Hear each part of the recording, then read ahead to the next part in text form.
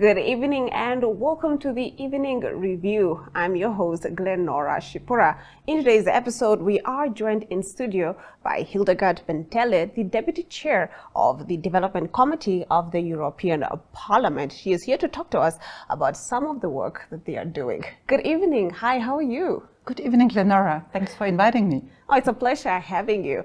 Starting us off, could we talk about what is the European Parliament and what are its competencies when it comes to international development? Yeah, thank you so much. The European Parliament is the only directly elected body of the European institutions, and we decide, this is our key function, about the budget. So whatever we spend abroad, it's the European Parliament who is deciding together with the member states about it. And of course, it's our oversight and scrutiny. Like the Namibian Parliament, we control the European Commission. And the third function is we communicate back to our citizens because we are the representatives of the people and we are spending public money. So we have to explain to our citizens back home what we are doing with this money. All right, getting us into our next question. As the Deputy Chair of the European Parliament's Development Committee, could you explain the role of the European Parliament in overseeing EU cooperation with Namibia?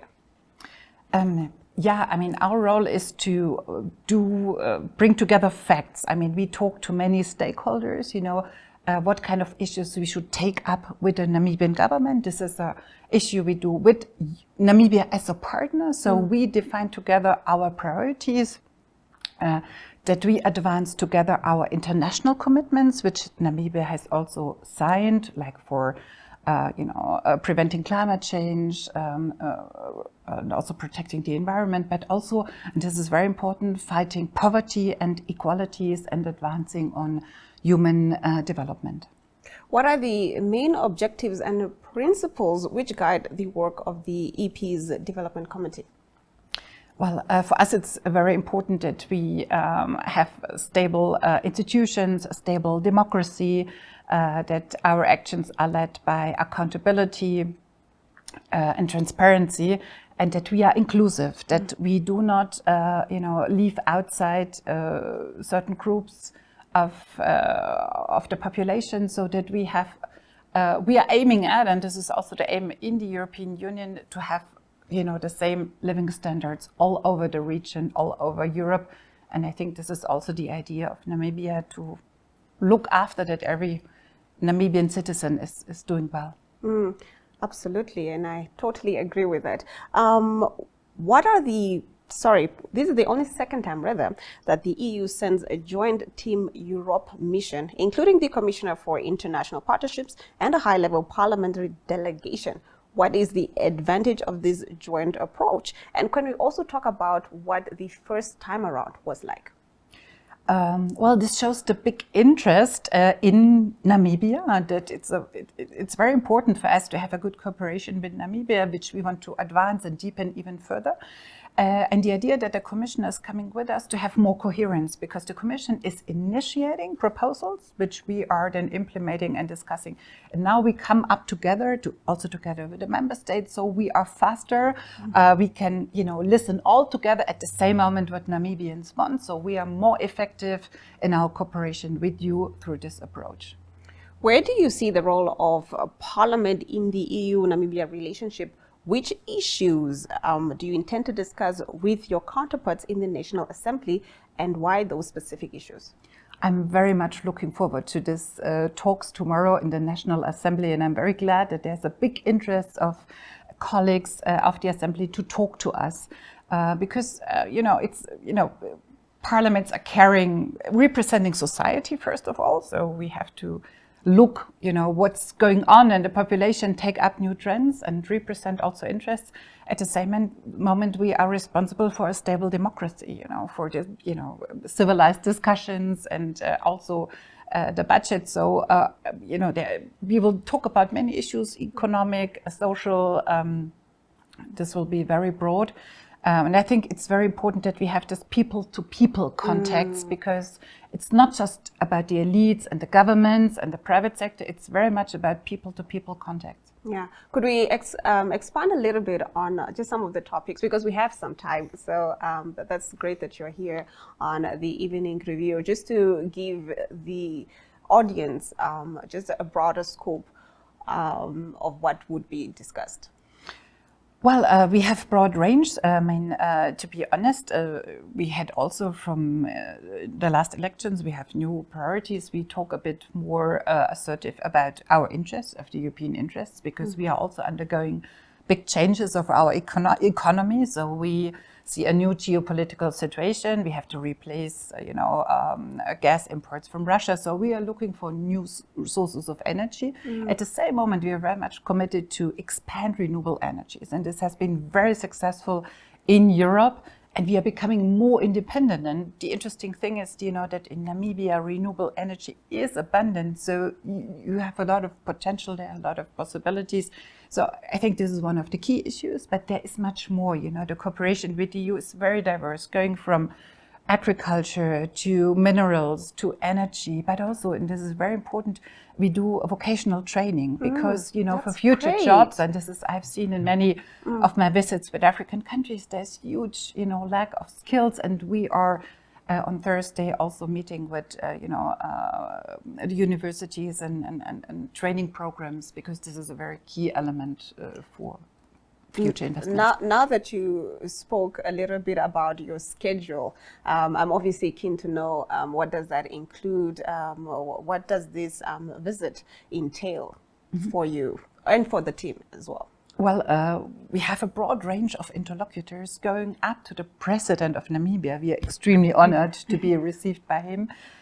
This is a big chance to get the broad picture. And we will meet ministers, members of the European, members of the Parliament, but also stakeholders, civil society organizations, but also a project, which tackles small communities which are not yet connected to the electricity grid and have a solar project. So it is really very, very broad. It will be very intensive, so we'll be exhausted.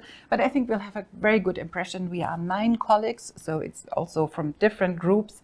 So this impression will be carried back to Brussels, and we'll do a written report and then can discuss much better, if you should increase, decrease, or shift, our cooperation priorities. I see. I totally like the direction that this is heading into, because it not only benefits the Namibian, but it also, serves another benefit in terms of the European Union and the European Parliament. Getting us into our next question, how can the EU cooperation contribute to Namibia's overall development objectives, including increasing wealth, equality, and employment opportunities? I was told, and I read in my notes, that job creation is the main concern, also because of, unfortunately, very high unemployment rates, mainly amongst youth, amongst the younger population. And I can tell you, this is also the new direction of our international cooperation. We focus much more job creation. This is what we ask from the private sector whenever we agree a project under this, what we call the new Global Gateway initiatives, which is a little bit a reaction to the Chinese Belt and Road Initiative. So we, target a little bit also more infrastructure, transport, digital cooperation. But we have a very strong focus that it benefits also the partner country, that we, have a win-win situation, and that we build supply chains, that we do not only focus, for example, on exploitation of raw materials, but we also look to build in our partners into supply chains, for example, to also talk about battery production and so on, to climb up the value added, to add more value to this. But for this, we need a stable investment climate and we need skilled workers. Yes. But the focus is much more than in the past on job creation, to be honest, also because of migration issues. So would we be maybe seeing a future where we have Namibian students or children getting scholarships to maybe study in Europe, maybe what have you? So we have we call Erasmus programs. They exist amongst European countries, but they are also expanded to partner countries, and I think it's a very important issue. because also nowadays, global competition about ideas. And, I'm aware that, Namibia is also looking a lot to Russia, to China. But of course, it's also a competition of ideas. And I think it's very important to, give to young people the chance to come to Europe and see our model, because it's about a model. We have a market economy, we have democracy, we have rule of law, we have freedom of the press, which is not the case all over the place. So we offer this model, and I think this is a very good hint also, to focus more also on this kind of exchanges, bring more people to Europe, yes. Now, let's take a step back and take a look at just the global level. I know that there is a push to, move to green power or, having green energy. How important is it for the European Parliament to have that? It is still very, very important, because we have seen that fossil energy makes us dependent, not only, but also pollutes our environment. And now even Europe is heavily impacted by climate change. We have floods, we have droughts, we have low water levels. So we are impacted, European citizens feel that, and we know very well it's about energy production, it's about transport. So we have to tackle this issue. We cannot give up. It is pretty hard, even in Europe, this transformation from fossil to renewable is hard. It requires huge investments, but we cannot do it as Europe alone. If we decrease our emissions, but all the others increase, we will not win this fight against climate change. So, also looking to the next big conference in Brazil, we have all to come up with our commitments, and we have to live up to our commitments. All right. We are still in a conversation with Hildegard Bentele, the Deputy Chair of the Development Committee of the European Parliament. We'll be right back after this.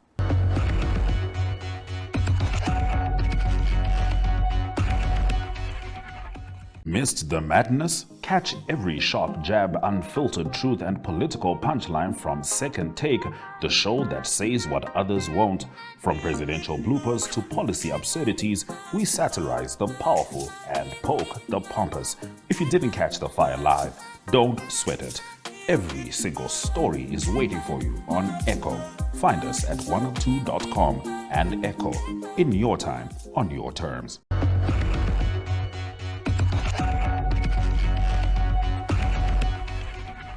I'm still in conversation with Hildegard Bentele, the Deputy Chair of the Development Committee of the European Parliament. Before the break, we discussed the importance of the world in general to move into green energy and, to reduce the carbon footprint.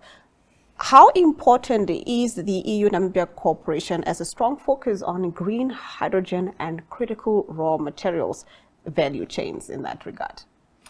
We just talked about, the transformation of the energy sector.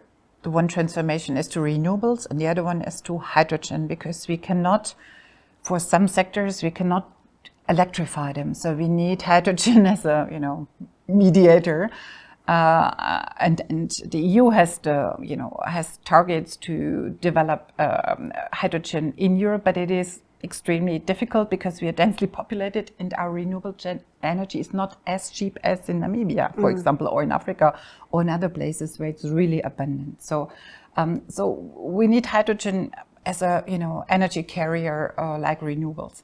But I also want to come to the issue of raw materials, critical raw materials, because for many applications in this new world, transformed world, also energy world, electrolyzers, they need certain, critical raw materials. And we became aware that in Europe, we don't have them. We don't have enough of them.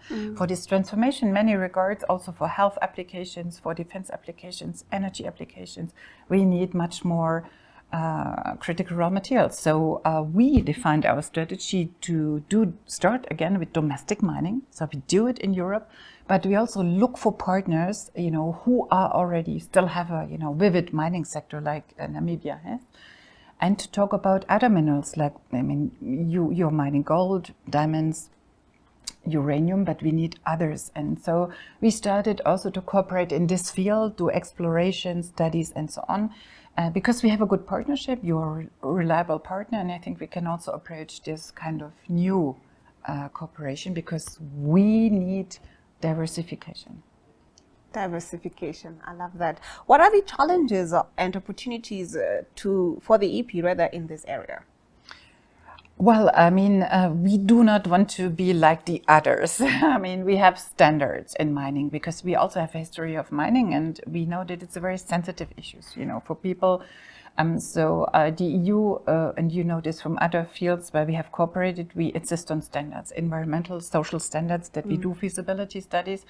And that we also, discuss this with the population because it changes their environment. So we know these discussions from Europe. It's difficult to open a mine, but if you explain it well to the people, what are the minerals for? They are for the transformation. They are. So they understand. It's in every smartphone you have. Actually, we would not have that. Know that. Yes, the digital. That everything in development depends a lot on. And the world is moving to a more digitalized industry. So, exactly, and also, of course, batteries, of course, lithium, copper, and others. So we will be more resource intensive. It's interesting because we moved away. Now we are coming back, but this is also. Why partners like Namibia are back on the plan. So if Namibia decides to exploit more of its minerals, besides the one you're already doing, then this is a new idea of our partnerships. We are interested to go this path with you. Okay. For lack of a better word, I see that the world is moving into, I don't want to use the word trends, but it's the best word that I have right now. Like we mentioned earlier, there's a push to reduce the carbon footprint. So now we're moving to green energy. And like you also mentioned just now that there's a need for critical raw materials that will be used in almost all of our technological devices. What are the key trends that do you foresee that we might need to take advantage of? Well, it's a global race. So I mean, I'm also German. We have a strong industry, but we are a lot under pressure, and the pressure comes from China from the one side, and it comes from the United States because of the trade, agreements we have to make. But the world has become more, let's say, unpredictable, unstable. And this is why this is the concept of the EU. We want to have new partnerships. And maybe you have heard we are about to ratify the Mercosur agreement with South America, which was negotiated for 25 years. But now we want to follow up because we want to, look to new continents, to new markets, to new partners. Always Africa, but also South America. Not to be dependent, because it's, I think this is the main idea, not to be too dependent from one partner, but to have, a stable international framework where we can exchange goods, services, people, capital, and so on. Speaking of what you just talked about, the Microsoft agreement, could we expand on that? Because for some viewers, it might just be news to them. This is about opening markets, 780 million people. So this is the biggest market. We are 450 million people. It's about, better exchange for goods with lower tariffs. So this creates wealth for the population in South America because they can easier import machines and so on. And we can easier import beef and other things, But I mean, it's the same in Africa. I think unfortunately, Africa is very fragmented. You're working on also free trade area in Africa, where also Namibia and other African countries would benefit a lot if you could trade easier with your partners. It is a huge zone with a young population. So I think this is what we did in the EU. We cut down our barriers, our trade barriers. Yes. We have a huge free trade area. And this is, you can see that people got more wealthy, they can work in France, in Germany, they can move easily. Yeah, I remember when I was in Europe for the first time, it was a culture shock to find out that I could drive from Germany into the Netherlands. And It was just a drive, I didn't need to have my passport. And like you said, it creates ease of access for all the members And also, I mean, for people, for companies, for everybody. So Yes. this is the idea. And if you merge these two trading blocks, then it is even more interesting. But it would be also super interesting to have Africa as a trading partner. And I know that you have regional integration, that you make efforts. But I mean, it's a decision to do that, and it also took Europe a while, but we have very good experiences with that. And you can see this also, when we were unified, also other countries who, like Poland, they have an incredible, economic development since they are a member of the European Union. They're even more advanced than some countries in the West, because they profit from this market, because their businesses can expand and scale up, and so what they couldn't do if they were just confined to their national limits. I totally see that, and opening up. I don't want to say opening up the borders, but opening up access to trade globally has intense benefits, I would say. Yeah, we need standards. I mean, not everything is the same. So this is why we negotiated the Mercosur agreement for 25 years. And it's still a struggle with our, farmers, French farmers. They are very afraid because they're very protective. But, it was a long process, and many voices were taken in, and, very good compromises have been found. So this is why we are now confident to put it at the table for ratification. How does the DEVE committee see the role of Europe following the withdrawal of US aid from the global development landscape? Well, this was a big shock. Well, we still have to try to adapt to the new US government, but I think that was one of the most, difficult things to swallow. And we have to be honest. The EU cannot fill this gap. It's impossible. And it's mainly in the health sector, which is very unfortunate also, I think, for Namibia. If you go to the HIV patients, But I think maybe it's the moment of truth, and Namibia has also, because health is one of the key sectors. You have to deal with your own population, and maybe it's now the moment to shift also priorities and, to really care now also about these groups which have been taken care from outside, and to integrate it into your health services. There, I have to be very frank. We cannot, because also our budgets are under constraint, because as you know, Europe is helping Ukraine to defend the aggression from Russia. So we have to also invest in our defense industry. And our budget has not increased. So we're also shifting priorities. We continue with our international cooperation, but we cannot add up what the US has left as a whole. Now, coming back to international cooperation, let's do a time jump. Okay. How would you see international cooperation technically between Namibia and Europe in the next 10 years? Well, I hope all the projects we have just seeded, there are green hydrogen projects, clean energy projects, the cooperation with the ports, they have started a year ago, 2 years ago, that they grow, that they produce hydrogen, that they create jobs, and that we also, the training we do it here in Namibia, and we also send, these young people for study trips, half a year, to Europe, and that they can come back, that we have these bridges. I think it's very important to have these human bridges who come back with ideas and found their own companies maybe, because they have gotten the knowledge and the entrepreneurial idea, and that we give them, and this is very, I think, a big issue, to give them the funding, the guarantees. We have to talk to our banks that they support these ideas, this entrepreneurial spirit, which is certainly here with the Namibian people. Yes, definitely. Now, before I let you go, we have run out of time. What is your overall, I like to say, message in terms of corporations, not only just here, but worldwide, why we need to have international cooperation? Because we cannot face the big problems on our own. As I said, climate change, peace, transformation of our industries. And I can just say for Europe, we are strongly export oriented. So we need cooperation. We cannot live on our island, Europe. So, but also I think, to the cooperation is important, the human side of it, that we understand each other, that we are all belong to one planet we have to care about. Thank you so much. That's welcome. All the time we have for you on the Evening Review. From me, Glenora Shipura. Until next time.